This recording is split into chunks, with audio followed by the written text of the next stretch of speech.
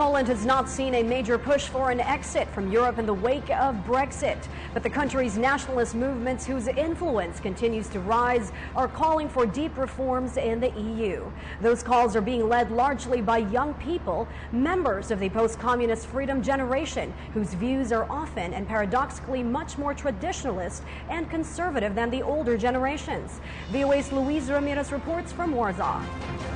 Bardzo przykro, że doczekałem, ale że dzięki opatrzności Bożej. At a nationalist gathering, the memory of communist repression still causes anguish. The 20th century was not kind to Poland. Once an ethnically diverse, cosmopolitan society, Nazi occupation all but wiped out its Jewish population. Later, Soviet communism repressed debate and assaulted the country's traditional culture.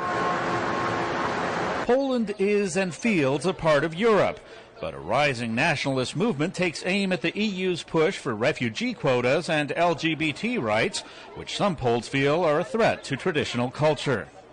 That stance is rejected by Paweł Kasprzak, who was part of the 1980 Solidarity movement that led to the end of communist rule. Now he campaigns against the ruling party's moves to limit the Constitutional Court. He sees a link to propaganda by historic enemy Russia.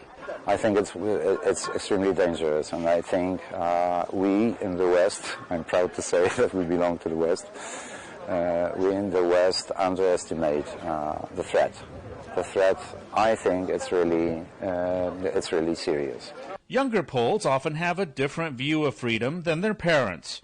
The Cookies 15 movement, made up largely of young people, is further to the right than the ruling right-wing party. Its banner, Stop Refugees. We speak with honest language.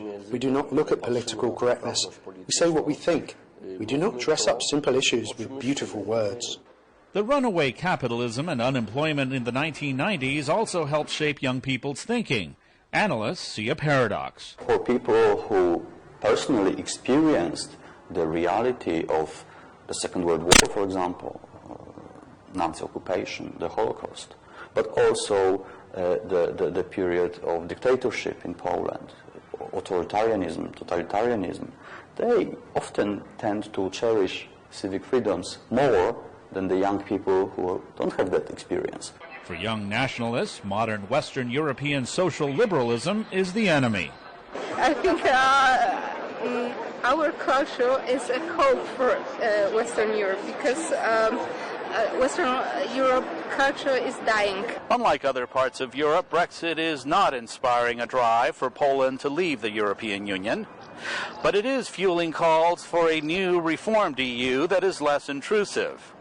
A clash of cultures is playing out in this historical battleground between East and West.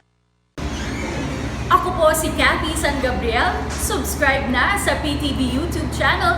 I-click lang po ang subscribe button.